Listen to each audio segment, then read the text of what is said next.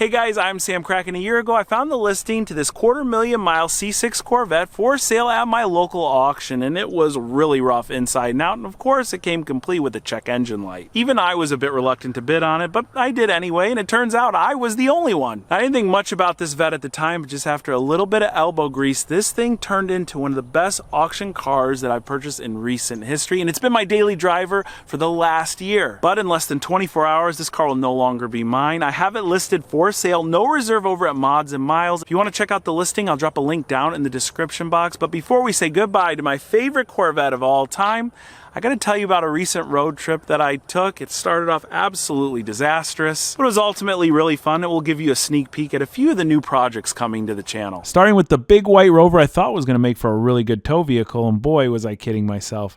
Honestly though, I was really excited to get this Range Rover supercharged autobiography, and was even more excited when it seemed to be pretty mechanically solid. After driving it off and on for a few weeks, I gave it a quick service and deemed it fit enough to take on a 1,000-mile round-trip road trip to see my friend V-Tune. No joke, 6 miles after hooking up the trailer to it, the car started misfiring and sputtering. I pulled into the closest parking lot where it broke down, and it had to be taken home on a flatbed. Now, thank God I was only 6 miles from home and not 600 miles. Now, since the Rover didn't work out, I prepared the trusty Super Duty for this trip, and by prepare I mean all I had to do was throw my stuff in it because this is the greatest vehicle I've ever owned.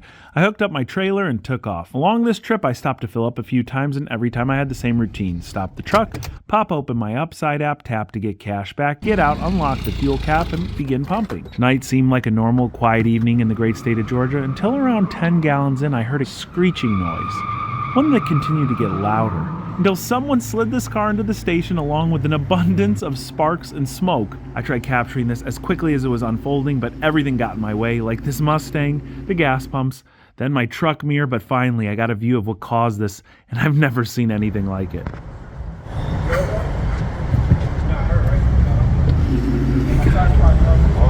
Oh, his tire just popped off.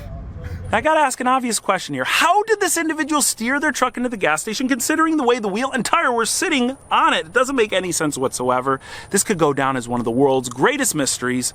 But one thing is for sure here, and that's that you can earn $5 or more cash back on your first purchase using the free Upside app. That's like getting a $5 bill when you fill up your gas tank, or getting $5 back when you go shop for groceries, because Upside works at more than gas stations. It also works at a lot of local grocery stores and restaurants. And it's super simple to use. When you pop open the app, you'll see a map of your surrounding area and all the places that offer cash back through Upside. Before you fill up or shop, just check in. And with the simple tap of the finger, you're now earning cash back with no strings attached. There's a great chance that places you're already shopping at offer cash back through Upside. All you got to do to get it totally free is hit that link in the description. Make sure you use promo code SAMCRACK during sign up. That's going to get you $5 or more cash back on your first purchase. And this is real tangible cash back that can go straight to your bank account or PayPal. You can use it on things like an upper control arm, an axle shaft, maybe a new wheel and tire, or you could redeem this cash back for really useful gift cards at places like Walmart and Amazon. So make sure you check out Upside at that link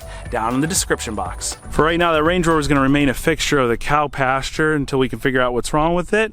When I actually need to get somewhere, I take one of these two guys. These are my reliable daily drivers. We've got the 997 911S right here, the 140,000-ish miles on it, and then we have the C6 Corvette with over 250,000 miles on it, and this is the one that I really love, really cherish, because it came with such an incredible story. As far as I can tell from all the paperwork I got, this is a car that was one owner. And when I say one owner, maybe it was like within the same family during its entire ownership. And they drove the snot out of this car over 250,000 miles. When we got it, it looked a little ratty, but we just did a little bit of spit shine on it, a new front bumper spray. We went and polished it out, and it turned out awesome. Now, of course, this car isn't flawless, but it runs darn near flawless, and it hasn't given me any major issues since we did its initial tune-up. I mean, just look at it. I mean, okay, up close it's not perfect, but it looks incredible for the amount of miles that are on it. The 997 911S, if you watch the video on this car, you know that it likely has a cracked cylinder head, which is currently being held up with a little bit of block sealer. And well, let's go ahead, let's check the odometer.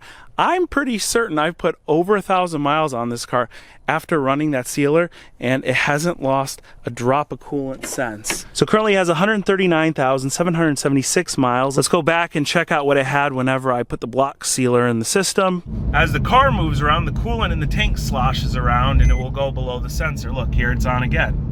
So yeah, this car has easily traveled over 1,000 miles since, and it runs darn near perfect. Everybody freaks out about the bore scoring on these cars, about the cylinder head issues and things like that. And let's be real, when you're spending a lot of money on a 911, those are things that you should be concerned about. I didn't spend a tremendous amount of money on this one, so can't be too concerned about the mechanical state of this car, at least for right now. When it breaks, of course, I'll be totally freaked out. But every time I drive it, I feel like I got away with something, because the prices of these 997, especially the S models with a lot lower mileage, are still eclipsing over 50 grand, which is insane. That's why I always come back to the Corvettes. I still think the C6 is the sweet spot in the Corvette lineup, and this one was the value of a century.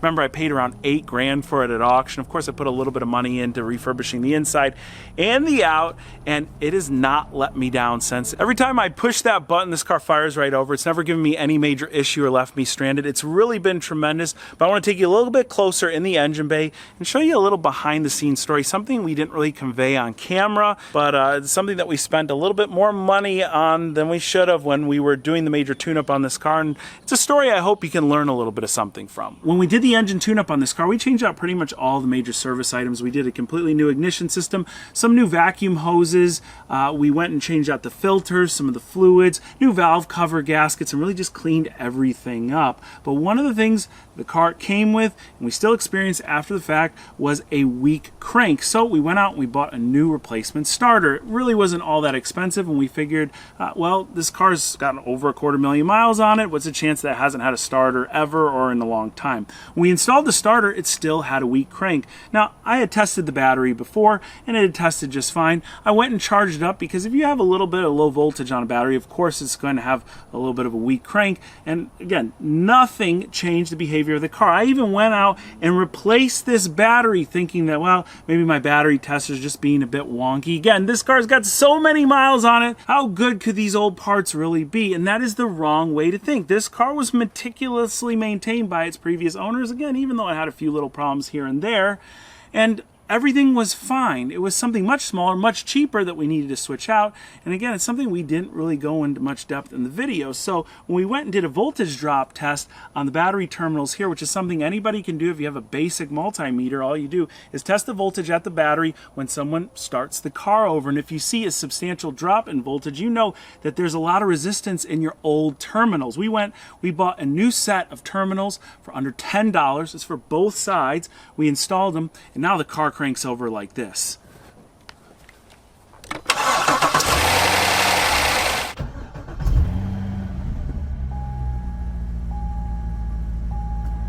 Now, the story behind buying this car is a little funny as well, because, well, I never really planned to buy it, and when I won the bid on it, I was quite reluctant. The only reason I found this car and was even searching the auctions that day is because my friend Alex Palmieri from Legit Street Cars was coming into town the next day, and he's a big fan of these GM LS-based cars. So I went, did a quick search for Chevrolet, and I looked for really poor condition cars at the auction. I wanted to see if I could grab his attention with something whenever he came into town. And this popped up. I was the only bidder on it at a time when the car market was so furiously hot. You couldn't win anything because everything was selling for so much money. And again, just fell into my lap. I thought I had bought a big piece of junk. I ran, picked it up because it was at a local Florida auction. The listing had it with a check engine light. When Sage got in it and drove it home, the check engine light went away, and he told me, like, dude, this thing runs really good. And well, when I picked up Alex, I did get an amazing reaction out of him. So what do you think about this car, Alex? I knew you were coming in town. I knew you're an LS guy. I think it was a rental Corvette for like the better part of a decade. Hey, come on, come on. Let me tell you, this is like a real low budget rental. This is the exact opposite of a rental Corvette. This is, well, let me show you this. Let's get here. How many miles? It's gotta have a ton of miles with that steering wheel. Look at the mileage. Yes. 257,490. That's great. great. So look, the average price, and I've asked a million people this, of C6 Corvettes currently at the auction. Now mind you, the average C6 Corvette has 50,000 miles on it, okay? Right. Well, the average price is currently in the mid to like low 20s, 23 to like 25. This was 13 grand? 8. No. Yeah, 8 grand. 8 grand? Not No bad, way. right? Yeah, no, that's great. I mean, it's got air conditioning. The story must have connected well with you guys too, because never in any of the videos I've done in the last several years on any car received the amount of inquiries as I have on this Corvette here to purchase it. A lot of you guys have asked if you could buy this car, and well, at the time, obviously, I was pretty emotionally attached to the story. I love the car, like I said, and it just happens to work so well, so I kept it. But the time has come to part with the C6. I have owned 3 Corvettes. They've all been C6s, and I see so many of these flashy new C8s driving on the road. I am ready to step into a new, very used Corvette. So when I saw this pop up at a bank repossession sale, I jumped all over it. This has to be one of the cheapest C7s to transact at auction ever. And well, it looks halfway decent on camera, but if you get up close, I can tell you it is far from perfect. Any original paint that's still on the car is pretty well toast. Anything that's been repainted was done so by a blind dude. There's a check engine light on the dashboard. And then let's talk a little bit about the modifications. So someone painted the wheels black. Those look all right, I guess. The nice Z06 or Z07 style spoiler, I kind of like the looks of it. It's missing a little bit of hardware, and I wonder if that's the reason that it's digging into the quarter panels.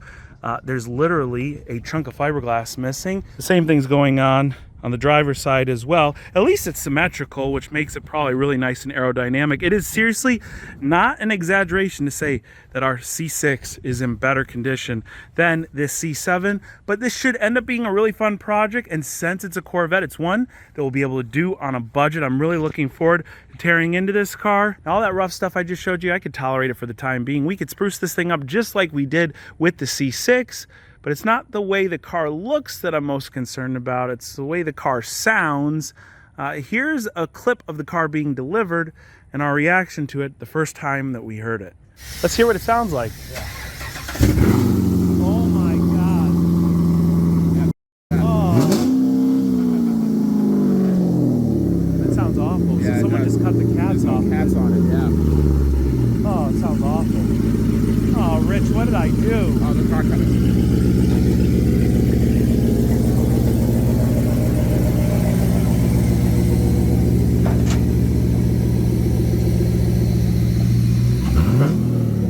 Right now I'm at a stoplight. I notice I'm already yelling. I'm at a stoplight and you can hear the idle. The idle is really loud. Okay, we could call this, let's say, semi-tolerable, but listen to what it sounds like just when I take off normally from a stoplight. All right, I said that noise was tolerable. It's not tolerable. It's getting annoying at this point, and it smells. All right, here we go. Normal acceleration from a stoplight.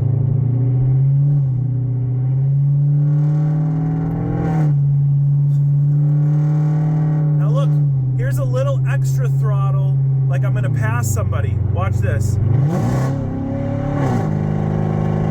All right, a Mustang just passed me. I'm gonna give it even more throttle. Here we go.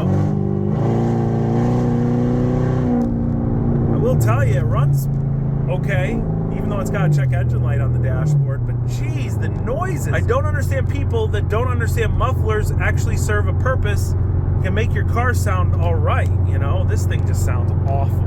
Now, when you're shopping at the auction, you're buying a car that has a modified exhaust. There's always a big red notice, especially when they mess with the cats, where it says modified emissions equipment, or it will say missing catalytic converters. When you're looking at a performance car and it says this, you get a little excited. Like with my C63, they had these huge WiseTech upgrades. You're like, sweet, this Corvette's gonna come with some high flow race cats, or it's gonna come with a really expensive set of long tube headers, especially because the Corvette had an aftermarket intake on it when I got it.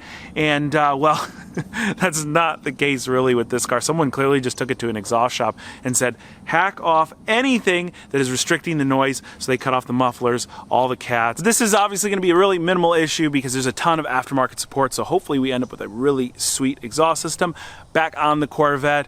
It's just the check engine light I'm a little bit concerned about because I haven't scanned it yet.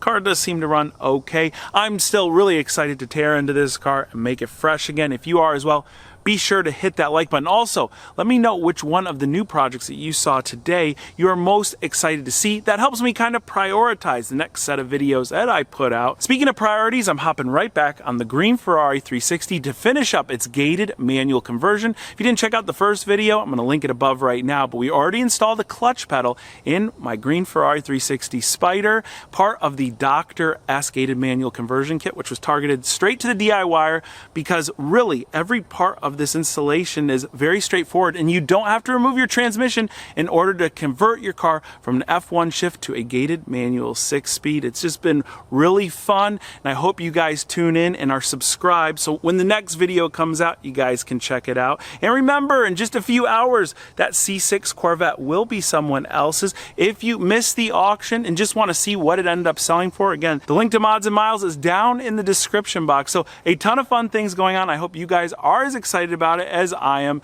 And as always, I want to thank each and every one of you for tuning in today. I'll catch you very soon.